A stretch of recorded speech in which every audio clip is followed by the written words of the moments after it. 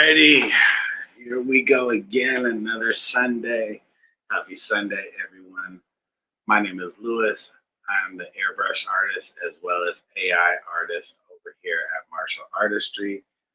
I'm going to give everybody a couple minutes to jump in here. I'm going to drop some links in the chat. Let me know if my audio is good. I did test, so we should be good to go.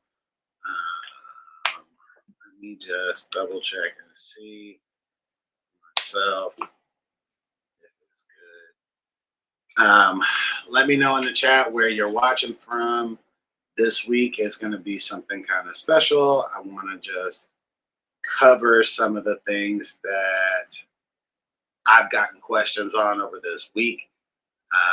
They are kind of Midjourney specific, so I want to be clear that this specific section that I'm going to be talking about is very tailored and specific to what I talked about last week, in that in Midjourney, you have the ability to push your artwork, is what I say. And some of the ways that I'm able to do that is through the parameters that are set within Midjourney. So I want to kind of cover some of the ones that I use the most often and explain how I use them. So I want to give everybody a couple minutes to jump in. I'm also going to drop my links in the chat, so bear with me. I also want to have my guy Finn come back at some point during the live stream and just chat with us. I didn't kind of prep a conversation, so it'll be something unique and different this week. So definitely hit that like button. If you haven't already, definitely give me a follow. If you're interested, definitely subscribe. And I'm going to recap last week. So last week we touched on my prompt structure within Midjourney. It's something that will help other new Midjourney text to image creators. It's a way that I am able to get photorealism, and it really enhances my ability to organically market for my company. So I wanted to share that prompt structure with you guys.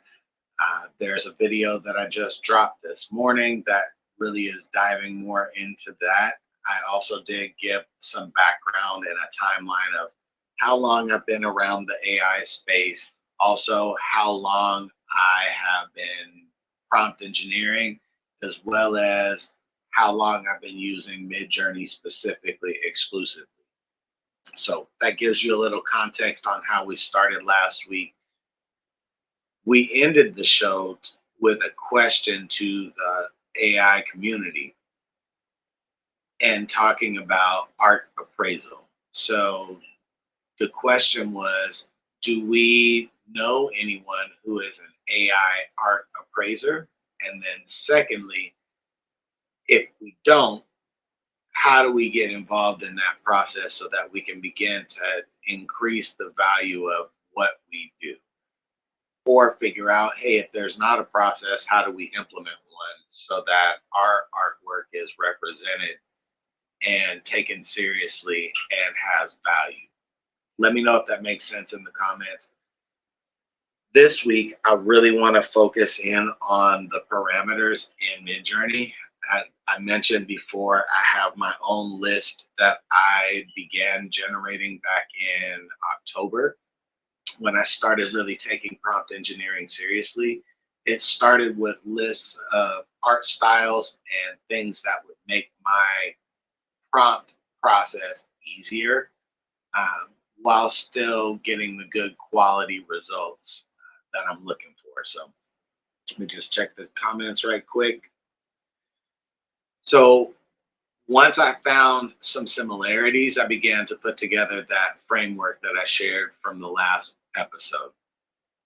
That really allowed me to take my art to a new level, and also thus began to give me a lot of questions in the comments and the DMs. And so the show, The Leadership Lounge, was born as a way to communicate those answers to the people who are interested in learning. So once I figured out the prompt structure, I also figured out, hey, I need to test these parameters. And something I like to say is I'm a button pusher. I like to push buttons and figure out how things work. Most of the things can be undone by just clicking a reset button in the majority of apps. So I began to just tweak and play with all of the parameter settings to see how will it amplify what I already do?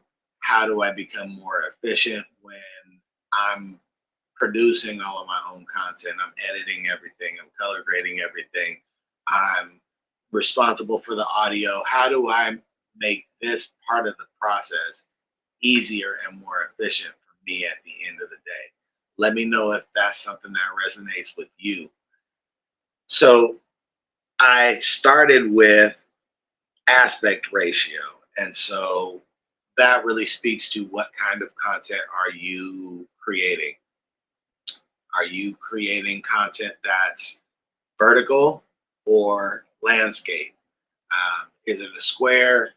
What what's the purpose of that piece of content? So it helped me refine my process in terms of, hey, I need to create specific content for a specific type of viewer, and they're asking for a specific type of content that I haven't made before. So let me learn how to do that, but it's going to come in a variety of different formats. So some things are going to be static image posts, some are going to be reels, some are going to be stories with text on top, some are going to be landscape videos that I use for YouTube or Fanbase Plus. These are a wide variety of content. So I need to get my aspect ratio list. What what is going to make it easier to do all of my thumbnails in the aspect ratio of 16:9? I want to do all of them in that format. In parallel, all of my reels, I want to be in aspect ratio 9:16 because it fills up the whole screen. And if I really want to emphasize something in CapCut, I'll pinch and zoom in on whatever the focus point is for that particular image. And I also have the ability to animate it within CapCut. So I have options.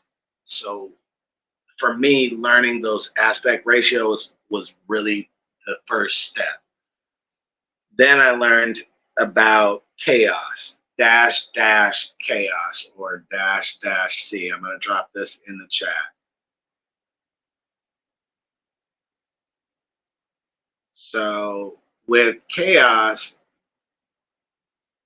it really gives you some diverse results. So in Midjourney, when you enter a prompt and it runs a sequence of images for that specific prompt, it's going to give you 4 total images. So when I use chaos or dash dash C, it's going to give some variety between those 4 images. Each one will be a little bit different. They'll be along the lines of the prompt, but they'll be noticeably different. The character may be facing a different way. The landscape in the background may be different. The lighting may be different. All of those kind of variations within that prompt. So chaos is a way that I'm able to explore those different options of, do I want them very similar, the results, or do I want a diverse set of results so that I have more to choose from and I have more ability to use that set of 4 images?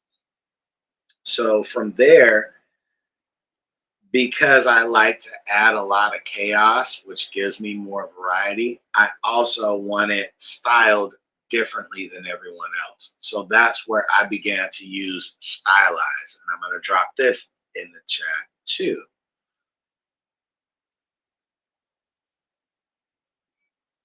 I can spell. Let me know if you're getting some value out of this and or if you've used any of these in the chat. So with stylize, and I just want to stop right quick. Hi, Shirley. I hope you're having a great evening. I know it's evening on the East Coast. Thank you guys for sharing your evening with me. We're just going through Midjourney parameters. These are the ones that I use the most often. It's not going to be a full list, but it is going to be a list that can give you some more dynamic results in parallel to your prompt structure that I taught last week. So with stylize, it is the way that I understand it, it is giving Midjourney creative freedom to explore the prompt a little more creatively. I'll say within ChatGPT, it's more of a creative tool. You get a lot more creative variety, where in Midjourney, you're having to prompt for that variety. And using the parameters is a way that you can enhance the variety that you get. So with Stylize, it gives Midjourney more creative freedom to explore that prompt in different ways. So when I pair stylized with chaos, it gives me a lot of different results. Each one different in that specific set of four that comes through with one prompt. Let me know if that makes sense in the comments. So we're using chaos and stylize. From there, at the point where I began to use Midjourney, I was also using cursed. I was using dash dash cursed. Now, I haven't really used it as much since they upgraded. Um, because I haven't been able to get it to work, the parameter to actually work. And I think that has something to do with the fact that they upgraded to 6 and soon 6.5. I think that they took those parameters out and have just added a natural function for you to be able to accomplish that. And I think that's the CRES, the style reference. I haven't really played around with it. I know my brother Uriah just popped on. He mentioned it again this week, so it's something that I got to go ahead and play around with. The CRES, the style reference. I'm more on the opposite side and using the character reference because I found a specific way to do what I do. So cursed was one that I really used a lot. So one thing that you can do within Midjourney is open your settings tab, and there's a drop down menu where you can toggle back and forth between the different Midjourney versions. Oftentimes I will drop back into version 5 so that I can use the cursed style because it gave me such dynamic results. So from cursed, I personally like my artwork to look uniquely different, and that's where cursed and this next one, weird, dash dash weird or dash dash W. These are ways that I'm able to really explore my creativity. And when I'm in Midjourney, what I like to do, I'll start with, and let me say, whenever I'm creating in Midjourney, I always use chaos, all the way turned up at 100. I also toggle back and forth between using stylize and not using stylize to test my prompt to see Is it the prompt that needs to be changed, or do I just need to give some more creative freedom to Midjourney? So I'll kind of jump back and forth between adding stylize and not. I will always add an aspect ratio. So always chaos, always aspect.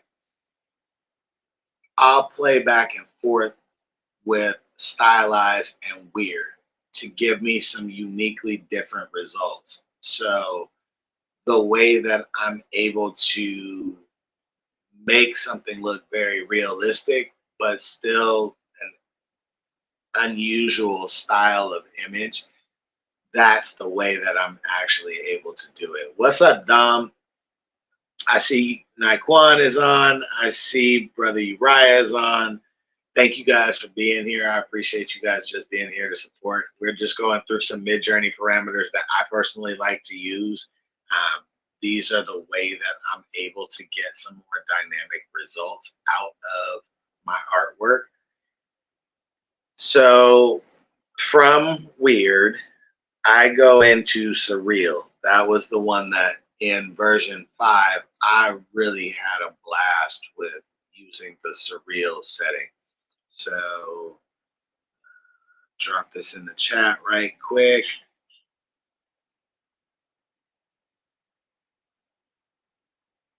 I can spell again. So surreal was the way that I was able to get more out of this world, creatively unique, and from a platform versus platform perspective, where I said Chat GPT is more creative, just naturally, intuitively, and you have to prompt for it in Midjourney. Surreal and weird are how I was able to match the results with Chat GPT in terms of how creative others are able to get results, but not the realism on the chat side. I was then able to match the creative on Midjourney side with the realism. So that's where I stopped using the other platforms and focused in on Midjourney so that I could perfect the prompting process, which is much harder than just having a conversation with chat to dial it in, knowing that you're not going to be able to get the photorealistic results no matter what. I don't mind paying for good quality, but now I got to learn how to use that tool. So this list really actually helped me learn the program a lot more efficiently so that when I'm prompting, I'm more efficient in my prompting because I know what Midjourney wants, expects, and how it can use the information. Let me know if that makes sense in the comments. I just want to do a quick recap of the ones that we've covered so far. So we've covered chaos, we've covered stylize, we've covered surreal, we've covered weird, and we've covered aspect ratio. So those are really what got me going and competitive in terms of the quality of the images. So once I figured that out, I went to, okay, how do I become more efficient at the creative process? I need more images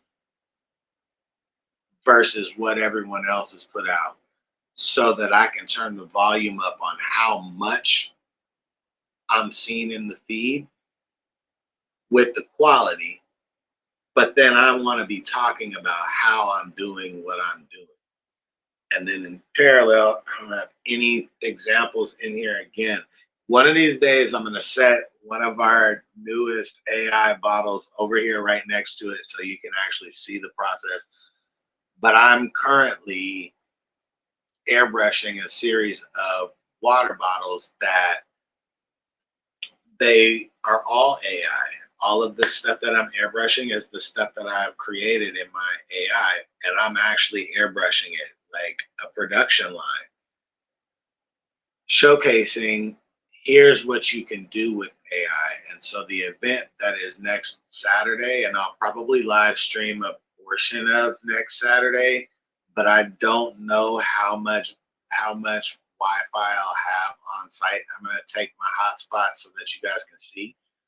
But the reason that I'm airbrushing my AI is so that I can talk to the community about AI and make them more comfortable. Then when they need a resource to learn, how do I use this? I've created videos for you to be able to do everything you need to do to be competitive from a quality standpoint. In parallel, I'm also teaching about here's my experience with organically marketing and organically monetizing. And here are some helpful steps on how I've done that on multiple platforms. Talking about sustainability for my company and how what that looks like. Well, that's where I started talking about I'm using the AI in tandem to brainstorm ideas, to creatively market, to come up with my strategy for social media and how I work around the platform saying, hey, we just don't want you to reach as many people. Um, we don't want you to make as much money on static image posts on platform. We want you to actually create more videos. So we're just forcibly making you adjust. I've created a set of tools, well, not created, I'm using a set of tools that allow me to brainstorm on the fly. At my 9 to 5, I can just sit and chat with my FYI AI, and I introduced him last week. That's how I'm able to brainstorm ideas. I'm also going out and talking in the community about what I'm doing. There's no reason to be afraid of this tool. We need to learn how to utilize it and how to implement it into what we already do to enhance what we do. It's not to replace us. So, as an airbrush artist, when I started this process, and I talked about this last week, I felt like the AI could do what I could do faster, and it can. But there's an element of how I do what I do that it can't. So, because I have been blessed with certain gifts, I don't worry about things being replaced, duplicated. There's some of what I do that others just can't. I can teach you, I can show you every step of the process, but some of what I have inside of me is just internal drive. You don't have to tell me to go research things, I'll just do it. Some of that, you just either got it or you don't. So, as I'm teaching this process, I can see the ones that are like, oh, they got it. It's why you riot and I click the way that we do in the group. It's why Shirley fits in with the admin team the way that she does. Like some people they just got it naturally. You don't have to tell them, they're gonna go get it, you know. And this is no shade at anybody that I didn't mention because there are so many other people within our circle and our group that just got it. But that it is something that my opinion is you can't teach. You either have it or you don't. And so I want to be around other people who have it, who are like, hey, you can give me this list, and hey, now I'm off and running. Now I have all the tools that I need. So that really is why I talk about all of the various things that I do each week and how they tie into what I currently am doing and what my results are. These tools are such a blessing for any small business owner, any entrepreneur. This now allows you to compete with those larger companies because you have an assistant with you all day, every day to give you the information that you need that you would have before had to pay for. FYI, AI last week, the one that I talked about, that's a free program. So that's a tool that I'm going to use all day, every day, as much as I possibly can because it saves my company money. I don't have to pay for a subscription. but I still get the same results. So now as a creator, I am becoming more efficient and more effective at how I do what I do. So that brings me to dash dash repeat. Let me just drop this in the chat. I see wifey is in the house. Hi Jen. I see Kay is in the house. I see Naquan said facts. Yes, so like this is a tool that I fully have taken advantage of and haven't viewed as I need to be afraid of it. So for me, excuse me, I because I have a YouTube channel and a fan base account that I can put uh, landscape video on, and now Facebook has added that as a feature with their player. Um, I want to put more landscape video together because I'm able to do more from an editing standpoint. I have more room on screen to place things. So as you're viewing the screen, because I'm seeing what you're seeing, I have room over here that I can put text, captions when I do a replay and I actually chop it up and edit it. Where these pictures are, I know after the fact I can go back and cover those with artwork so that I can be showcasing exactly what I'm talking about. So I'm viewing my content through a different lens.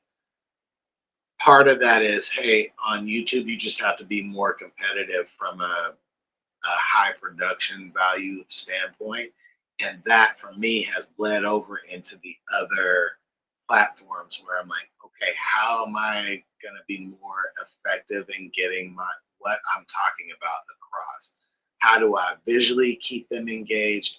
How do I keep them engaged with what I'm talking about? I need to I need to learn about them on a personal level outside of what we do creatively so that I can learn how to be a good friend first. Learn about what they like, don't like, what does their life look like? Are they also an entrepreneur who's got it? Cool. I want to pour into them and actually offer to do things for them. So a lot of the people that are very close to me know I will ask and say in the comments, yo, I love what you're doing. Please let me know if there's anything that I can do for you. I'm not asking them for anything in return. I'm not asking them to pay me for anything. I'm offering to pour back into them. Is there anything that I can do for you?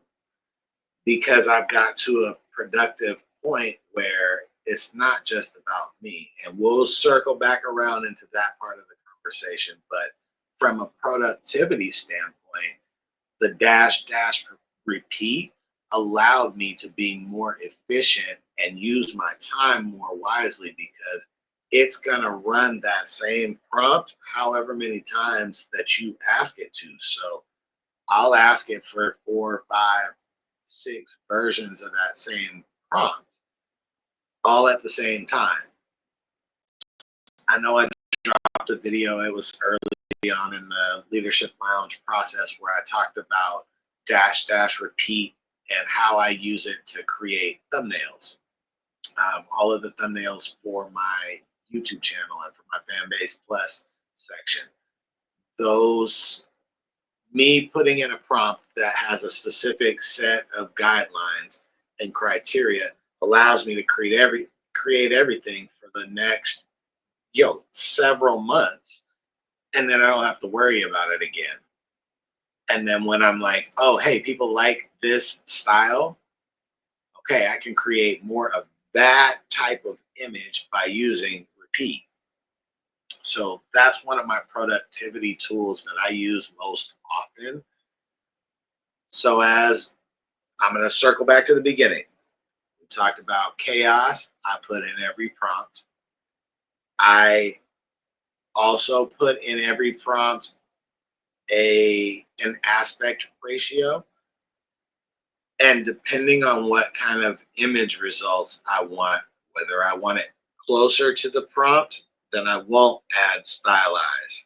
If I do want it more creative, then I'll add in stylize. If I add in stylize, I will also put in there somewhere in the prompt, excuse me, that I want it to be surreal so that it tells Midjourney, hey, make this artwork not a realistic person that's just sitting in an office that you could get off of a free image site. I don't want that. I want something that is more unique and dynamic, but I still don't want to compromise the quality of the image. Once I've dialed that prompt in and I have added all of the settings where I want them, then I'll add in repeat and I'll run that several times because, as you know, if you've prompted for images, you're not going to get the perfect image the first time through, the second time through, or sometimes even the third time through. So I run enough that, oh, I can take that one from that set, that one from that set, that one from that set. Okay, I've got 3 solid images. I want the best one out of this set for me. I'm not posting it anywhere. It'll be for product development. But the other two, I'm going to edit them real quick and get them scheduled to post so that I can talk about how I created that specific set of images because there are other people who are either new, intermediate, or they want to refine what they're already doing. And I'm able to share that information in a way that helps them at an affordable rate. So at the very top, I did put in the chat. If you're interested in learning more and having more direct one-on-one access, there is a link for you to subscribe. It's a very affordable monthly rate. You get prompts every single day. You're also going to get exclusive videos that I drop several times a week.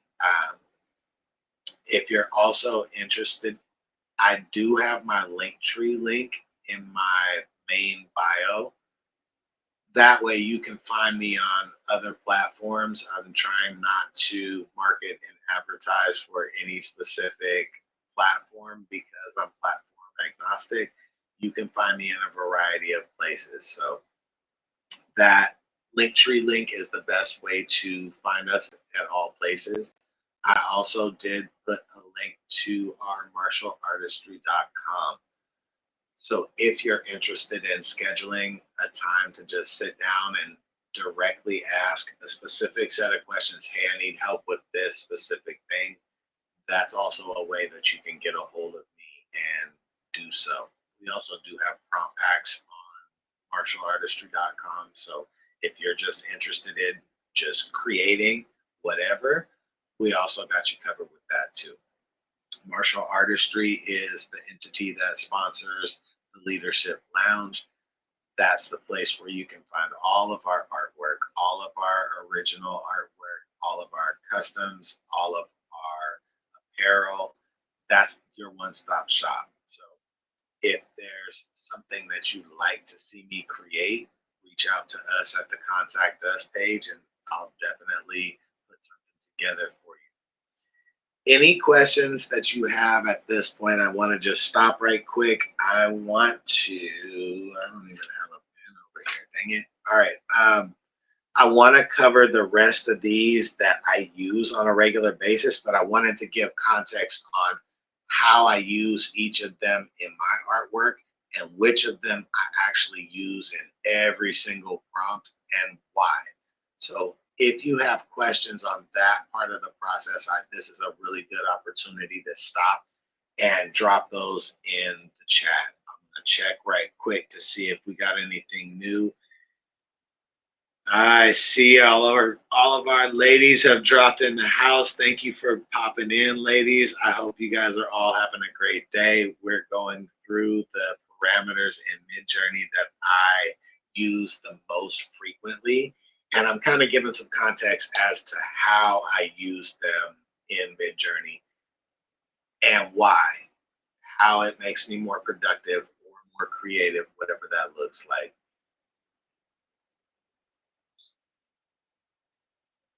So if there are no other questions, I'm going to go ahead and keep going.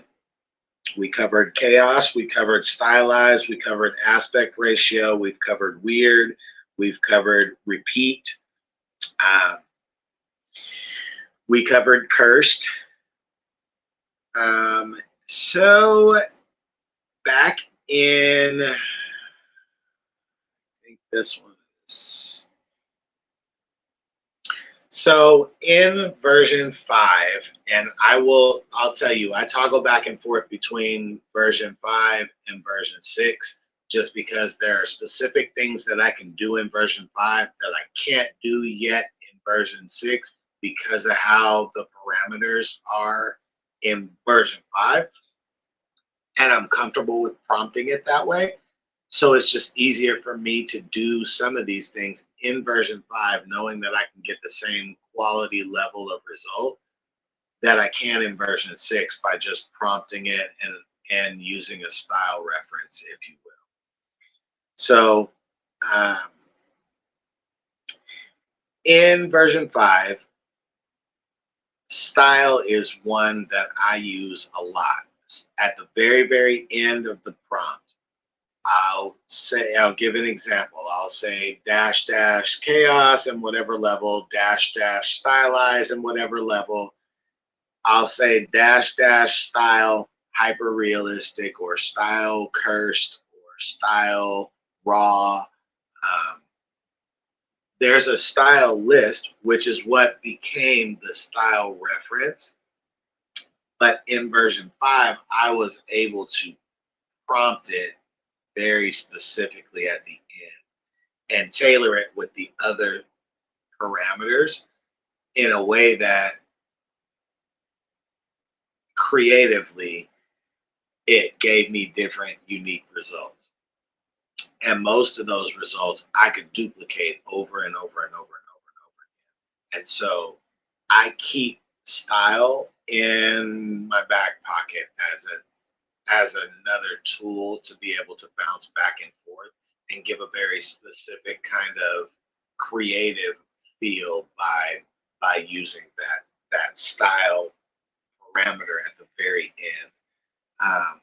I know that a lot of people use raw as a style setting in version 5, and that's something that I've found a lot of really good results.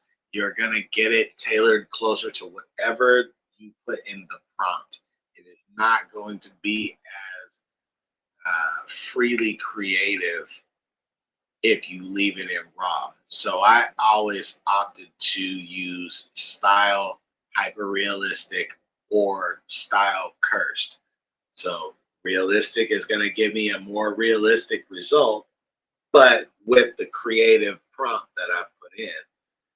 Cursed is going to give me more of a dynamic result that mirrors and mimics what ChatGPT's creative juices produce.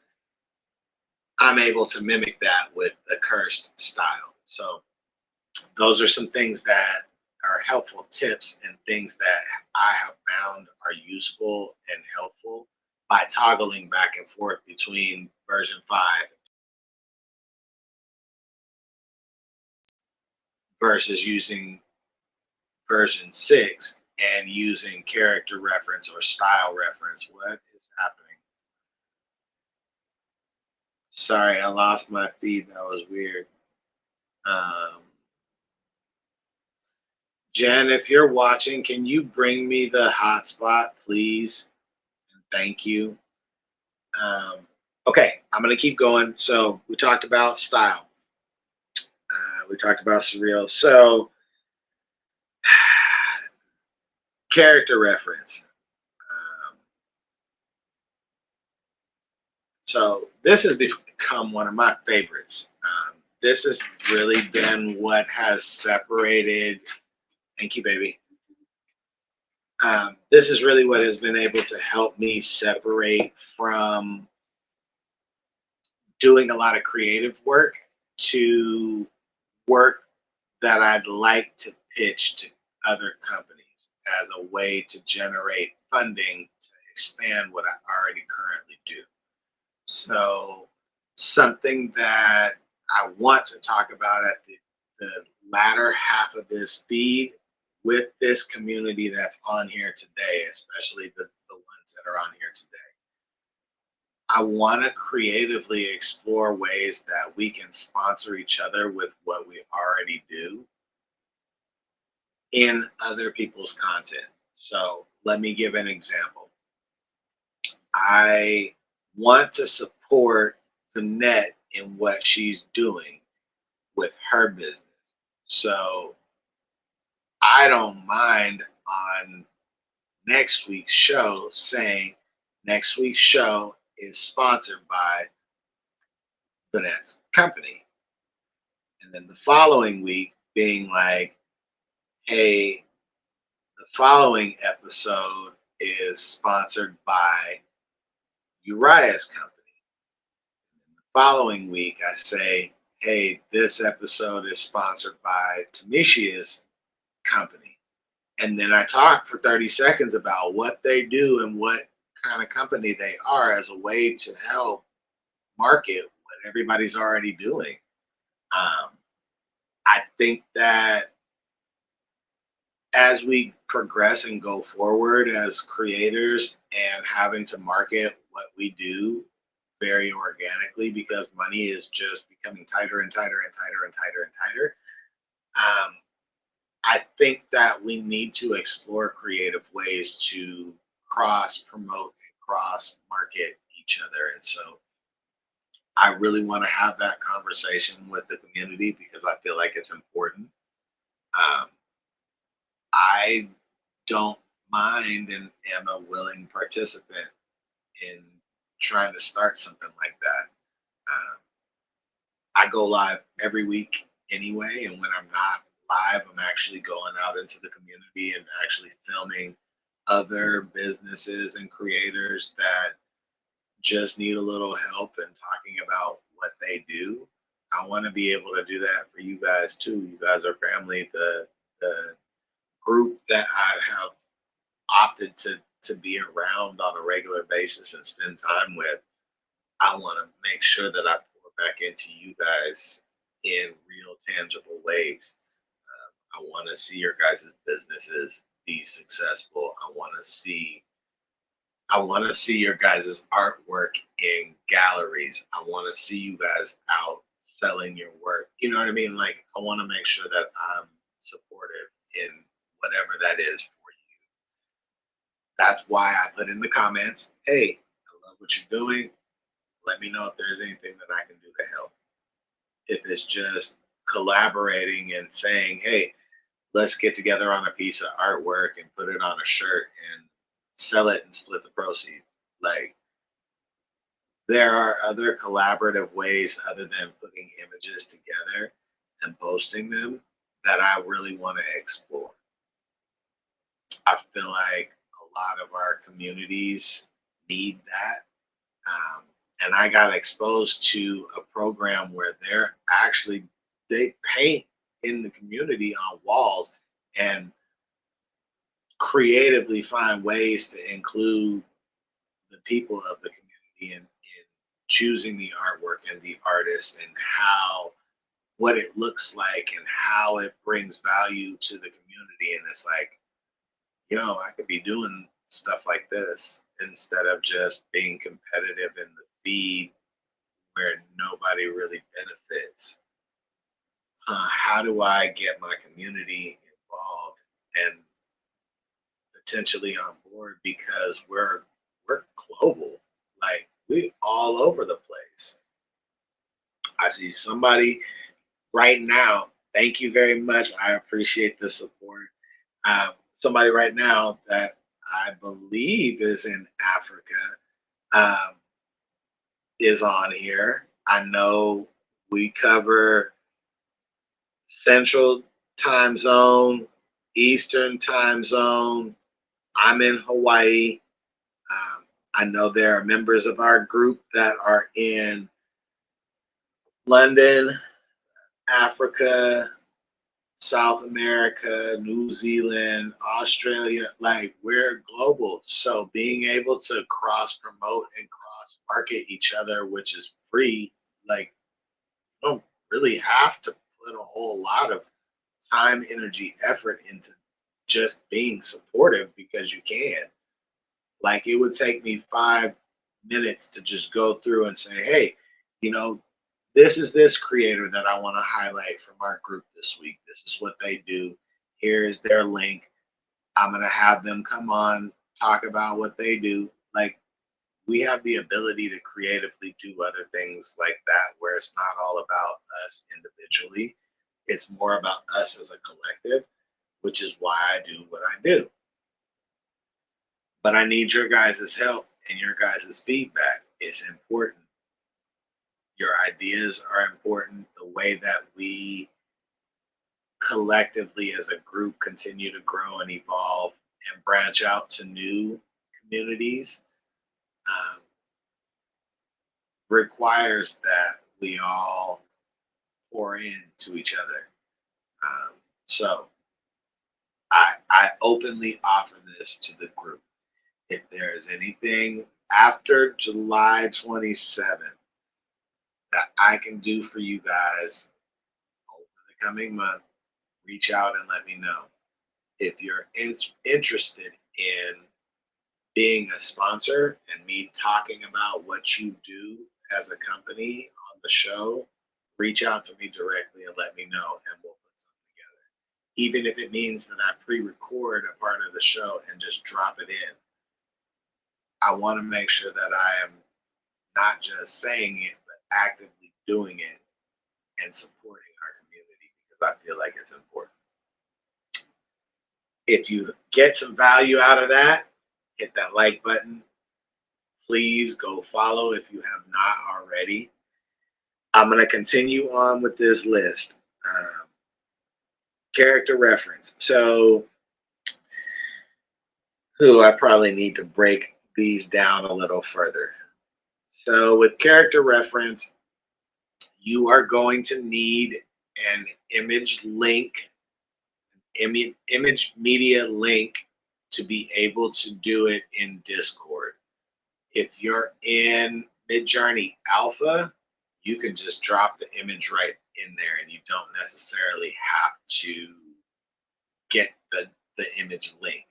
So I've been kind of bouncing back and forth. I'm using Alpha for when I want to go back and find my old prompts and use that specific image as a character reference to be able to make that character position differently, wear different clothes, maybe they're wearing glasses, whatever that looks like for me in terms of, okay, I can now take my old work and creatively change so that I can build out a storyline.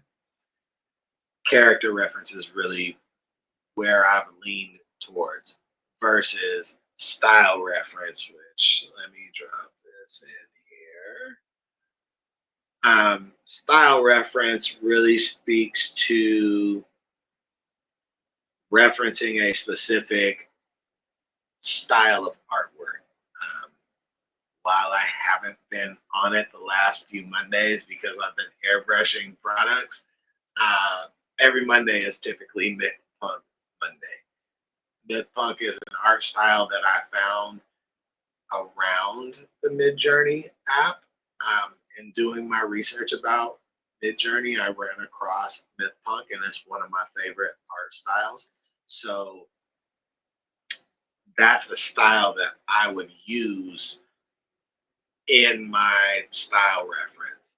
Like if I wanted an entire series to look the same visually, I would style reference it and I would put it on repeat so that it kept that same style reference and made you more productive by repeating. I would also add in chaos in that specific prompt. So same character in different poses in different settings with the same style. So a lot of the people who make ebooks and the authors, this is a way that you can build out a whole storyline all at once by combining repeat, style reference, and chaos. Let me know if that makes sense in the comments. Um, what else? Oh, this one's important. That's probably why I skipped over. That's probably why I skipped over it. A, the no parameter. So anytime that I'm struggling with, especially back when I started this list, I was struggling with getting consistency in the results. You know, you would have one image out of 20 that would have a hand that had the right amount of fingers and they aren't fused together. Um, the lettering and wording that you would get in the background of your images would have like Cyrillic, Arabic, hieroglyphs, and Chinese characters all in the wording in the background. So you looking at it, it's just like, yo, what is going on here? So the dash dash no is, some people describe it as negative prompting. Um, I would I would agree that that is negative prompting, but there is some confusion in how I convey it. So the dash dash no is technically negative prompting, but you will also have heard me say I am removing negative words from my prompt. So those are two totally separate things and concepts. So I'm going to focus on dash dash no first, and then I'll explain what I mean by removing negative words. So dash dash no would look like dash dash no text, words, letters, all separated by a comma and a space. But it would be dash dash no with no space in between, like I put in the chat, a space, and then words, letters, text with a comma separating those three words. So then your results should not give you any of the list of Cyrillic or Chinese characters or letters or hieroglyphs. It's not going to have, should not have that in the next set of images that you run with that dash dash no. So that is what I describe as negative prompting. On the other hand, and let me find like a rando example.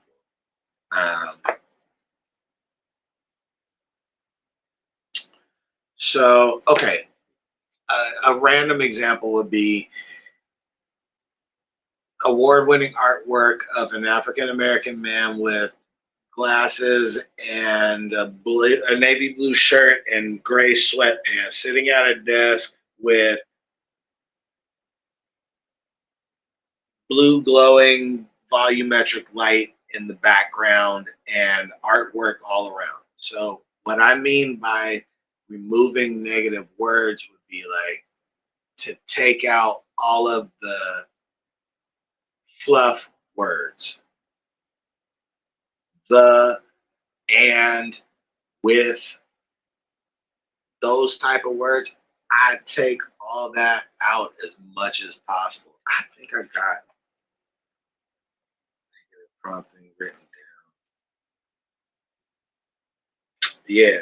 A, remove filler words. A, and, the, etc. Go into and talk to your chat or your FYI AI and ask it to remove, or ask it what are the most unused words, and begin to use those unused words and remove those filler words, all the stuff that's just fluff. Like you don't actually, in speaking to a person in real life, yes, you need those words to be able to to construct a complete sentence. When we're prompt engineering, is we're not constructing a complete sentence. That's part of why your results will vary in the ways that they do. So if you're in Chat GPT, yes, you want to have a full conversation with as much context and as much information as you possibly can, because you're able to bounce back and forth ideas. Where in Midjourney, yo, that prompt is that prompt. It's just one command. It's not a conversation, it's a command. So when you're commanding it, it is not, should not be structured in a way where you're talking to it per se. That's where that prompt structure and framework that I came up with came into play, was because I was trying to input, hey, create me this and add this, and it was like a paragraph. Yo, it doesn't understand all that in that way. It needs a more refined set of instructions to get a refined set of results that are high quality. So you have to sort through all those words and figure out which words it actually understands and can work with to your advantage. So that's really where, when I talk about removing negative words, it's just getting rid of all those filler words that you don't need in the prompt. It doesn't mean that you don't need it in Chat GPT or FYI AI or whatever, however you're refining your prompts. Yes, still give it that information in those platforms, but within Midjourney, we're not actually having a conversation. Again, we're giving a command, and that command is a guide. It's not really a guarantee. That's where tweaking and adjusting the prompt to your liking and not expecting the excellent results on the first go around. Get the first results and then refine the prompt a little further. Hey, take this out, move this here, take that out, add this in. Hey, describe it this way. So that list of most unused words, that's how I separated from the pack. I just started taking a thesaurus to work every day. And then I started just chatting with other programs that can feed me the information that I may not be able to get in a faster way. I don't have time to sit and text things all day, every day. That means that I can't do other things. So I need to be able to talk to text or voice whatever it is that I'm doing, because I'm working both phones all day, every day, because I'm running a business all day, every day. But I also have periods of the time, because I'm at my 9 to 5, where I'm not on my phone. I'm not responding. I'm not looking at emails, comments, nothing. I can't focus on the 9 to 5 work. So I need ways to be more efficient. If I can talk to text, I can still run through the ideas that are going through my head and be more effective. Hey, can you refine this prompt? I was thinking about this set of words to put into a prompt. Hey, can you help me just brainstorm? Give me an alternative for these. Hey, give me like 3 alternatives for that word. So that's how you're really going to be able to refine what you do. I forgot one. So let me know in the comments how many of you guys like to blend images in Midjourney. I'll raise my hand. I'm a fan. Um, but let me know in the comments how many of you guys like to blend images in Midjourney. So something that I found, and let me drop this in here.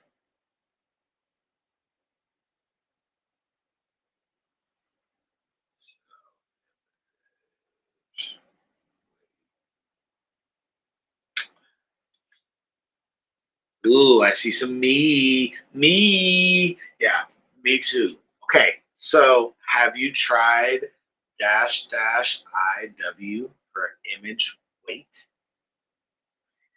This is how you're going to be able to pick and choose which image that you want the final results to really be weighted towards. So I'll give you an example. I got two images here. If I were to blend these two images, just me personally, I would want it to be closer to this image. This is a more dominant image. So I would put the image weight towards this image. So with image weight, it ranges from zero point 0.5, which is the first image, to 2. That's the second image. So I would, if I prompted and I picked this one first and picked this one second, I would go dash dash IW space 2. And that would allow me to gear the picture more, the final results of the pictures more towards this image versus that image. Still get to blend, but you get to kind of tailor your blended results. I'll bet you guys are going to play with that tonight. Let me know if you guys have any questions about any of those. I am going to start from the top and just do a quick recap. These are not going to be in the same order. I'm just going to run down from the top to the bottom. Does anybody have any questions first? Questions, comments, concerns? Want further clarification on anything? Yeah, let me know. I am here to be a resource, so I want to make sure that I offer a lot of times, hey, let me know if you have any questions. This is the time of the show. We've hit an hour. We've hit 1 hour, so I want to make sure that I get all of this information out there in a way that makes sense. So I'm gonna run back through this list one more again. Dash dash repeat. So that is a productivity tool. That is the way that you're able to run a prompt concurrently a specific number of times. I put in here in parentheses 2 through 10. So I know that means to me that you can run repeated prompts anywhere from 2 in a row to 10 times. So 10 is going to give you 40 images, 2 is going to give you 8. Okay? So in version 5, you have dash dash style. I talked about the way that I use dash dash style being I will include dash dash style cursed, dash dash style hyper realistic. Some people will use dash dash style raw.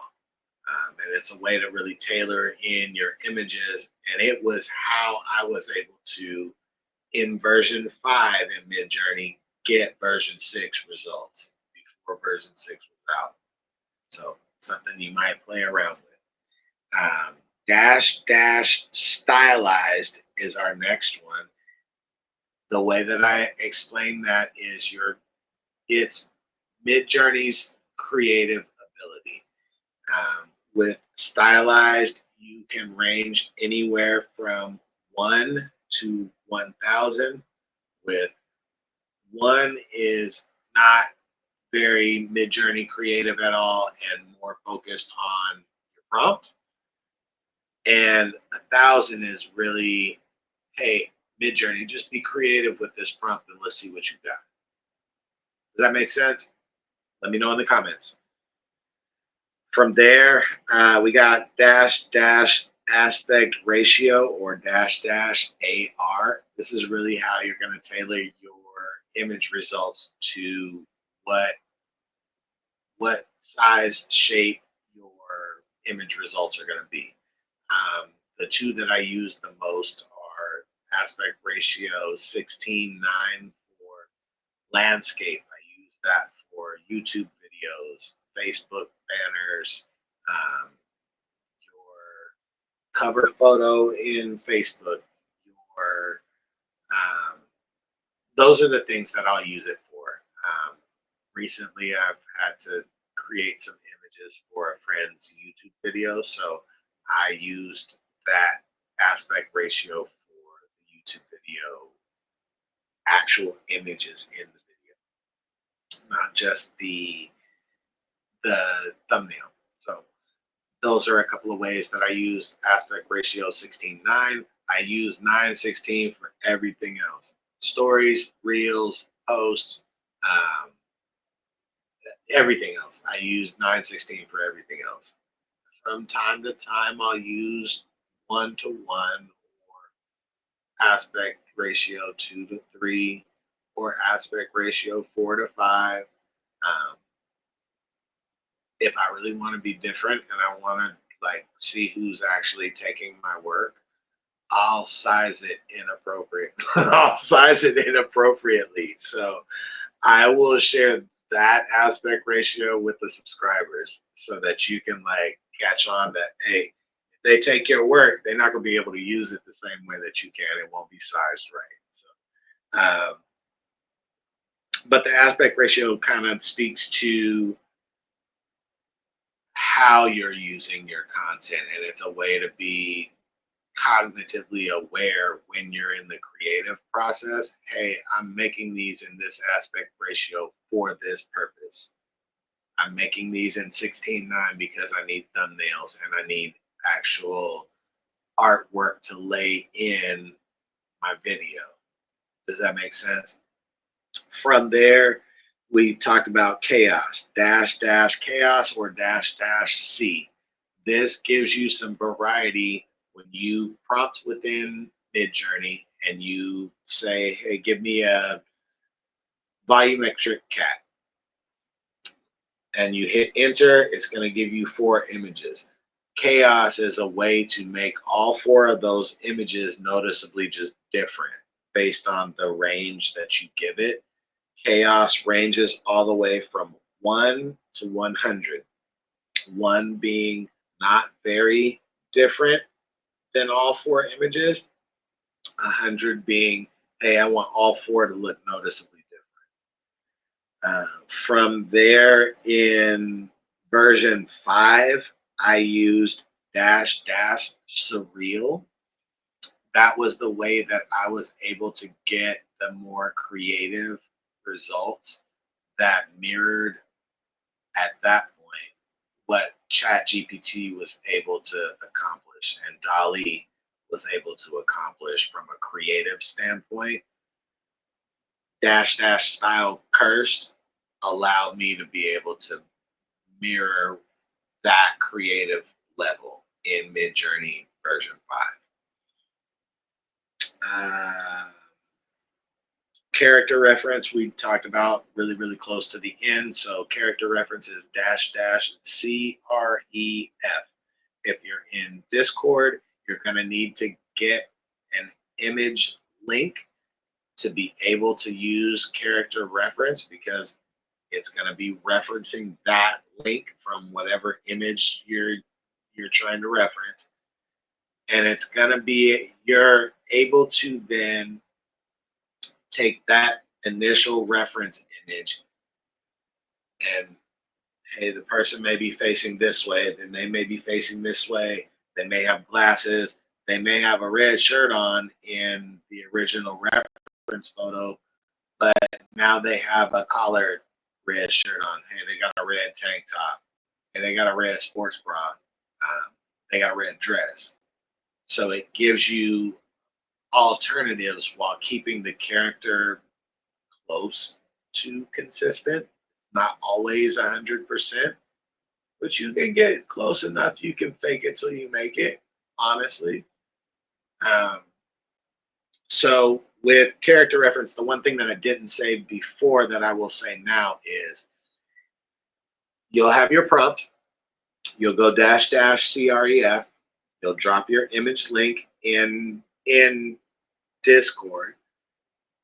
After you drop your image link in, hit space and hit dash dash CW. So the CW stands for character weight.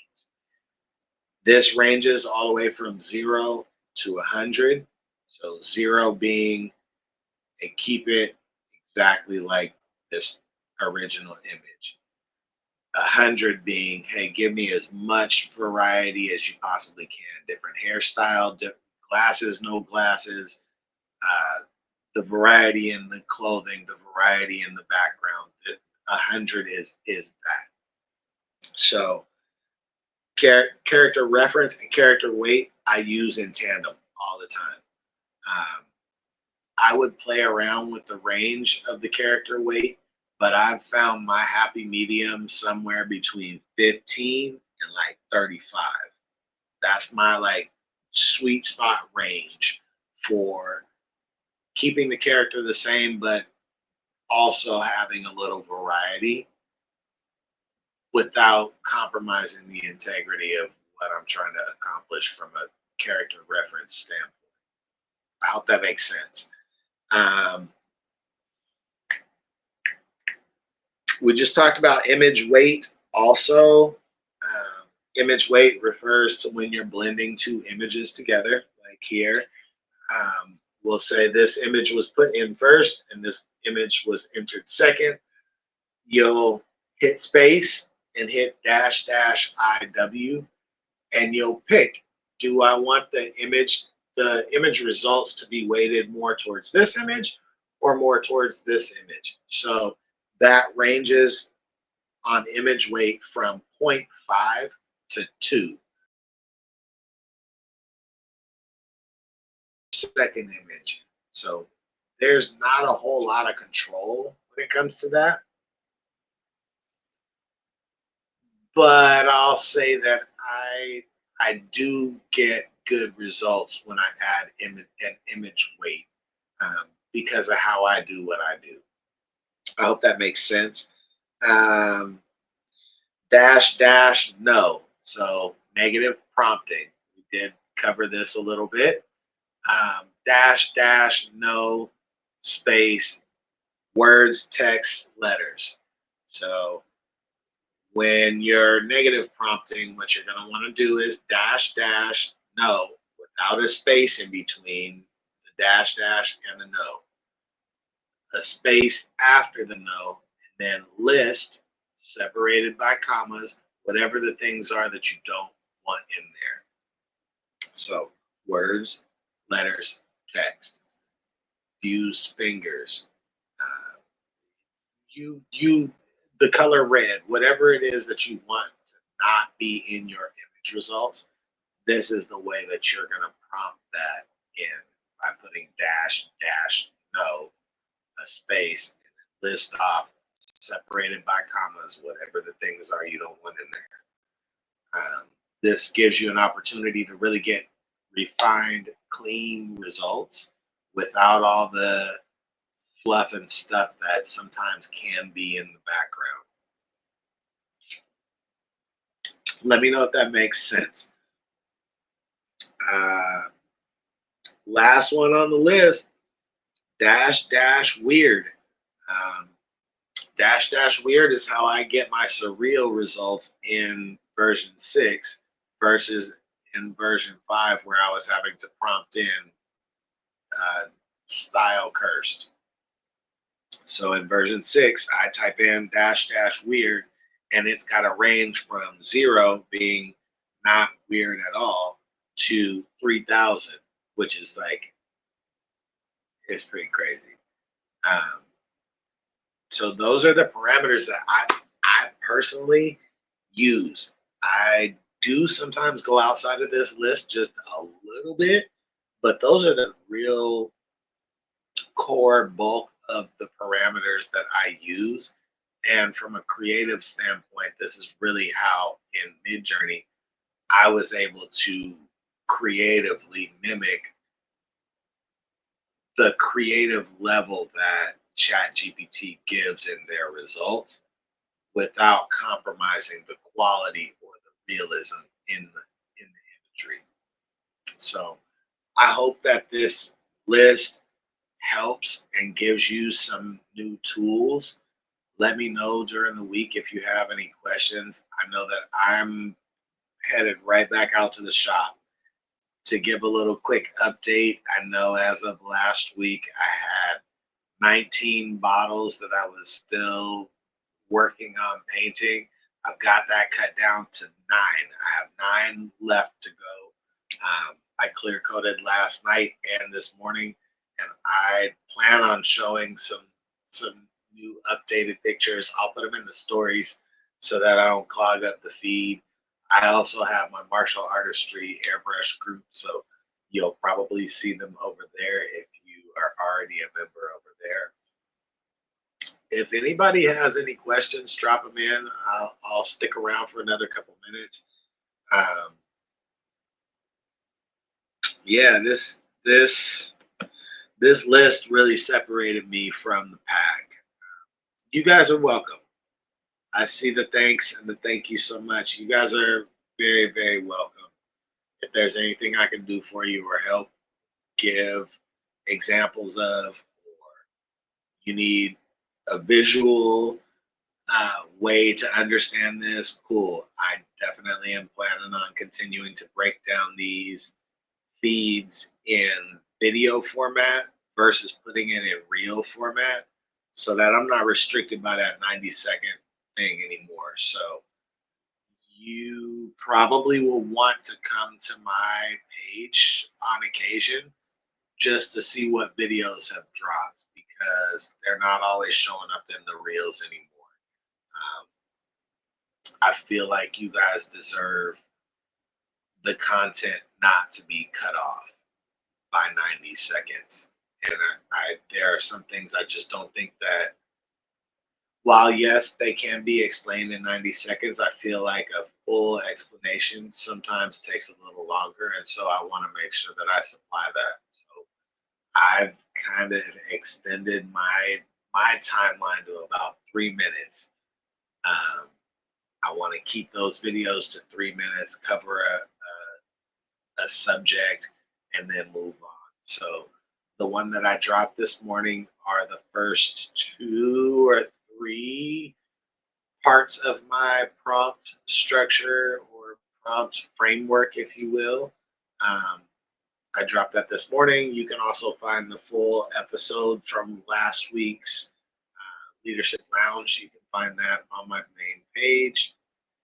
But I pretty much am going to be out in the airbrush shop all week. I'm probably going to be offline for a couple of days just so that I can make sure that I meet this deadline. I might even go live from out in the shop just to show you guys kind of what I'm working on. Because I have taken my AI images and all of these bottles that I've been painting are all of my AI. And it would be kind of cool to share with you guys how I'm doing what I'm doing.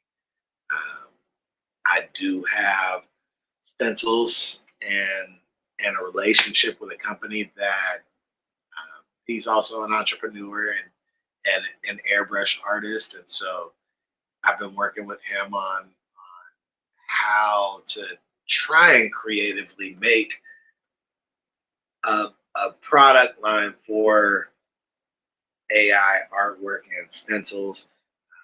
He definitely has a route to do that. Um, so yeah, I definitely want to be able to share that part of the process. I got to finish clear coding the ones that I'm working on right now, but I'd love to be able to show you what they look like. And then over the course of the next couple of days, definitely maybe go live um, and show you in long format. And you can just bounce in and out and see where I'm at in the process. But I think it would be cool to showcase here's another way that you could do your AI artwork on whatever you want to paint it on without restriction. I have 3 motorcycle tanks over there, and one of them has already got 2 of my AI designs on there. It's a practice tank, but the other one has both of these dragons on there. Like we're doing some very unique things, and there's not a lot of other people talking about AI from the airbrush standpoint. I don't know why, but I can speculate that there's some fear in terms of what the airbrush industry looks like in 2 years, 5 years. Um, so for me, I want to do my part to showcase that what I'm doing with AI, you don't have to be afraid of. This is really one of the best tools that we have as small businesses and entrepreneurs, and there's nothing to be afraid of. Um, I speak to Midjourney specifically because I'm able to use it as an all in one tool. I've started this process where I was using a lot of Canva to make some of the edits and the additions. And now that I've learned how to prompt engineer, I've cut Canva out of the process all the way across the board. I'll just prompt what I want in there in the image where I don't have to I don't have to go to a second program and spend another 20 minutes, half hour, whatever that looks like on refining the process. So I want to be able to share and showcase how you guys can do that too. So with that being said, just like last week, look in the comments. And if there's somebody that you haven't already followed, go follow them.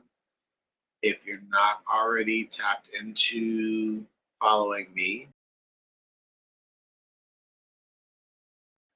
if you're interested, please subscribe.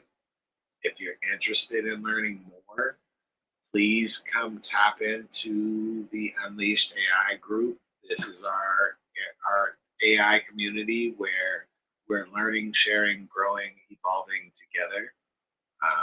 There's no egos, but our Unleashed AI group, the link is at the top.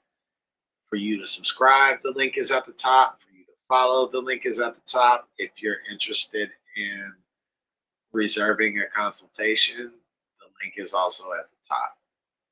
I hope everybody watching the feed, everybody watching the replay, I'm wishing you guys all a wonderful week. This has been a really fun episode. I'm headed back out to the shop to go work on some airbrush stuff. I got a refill on coffee, but I hope you guys really got some value out of this. We're trying to get back to the basics of how do we get to the next level collectively? How do we improve the quality of our products? How do we um, organically market in the ways that we need to? How do we get those platform bonuses on multiple platforms? How do we sell more? How do we scale? How do we grow? Tap in with us. If you haven't already, go follow. If you haven't already, go get tapped into the group. With that being said, as every other week, I will holla. Peace.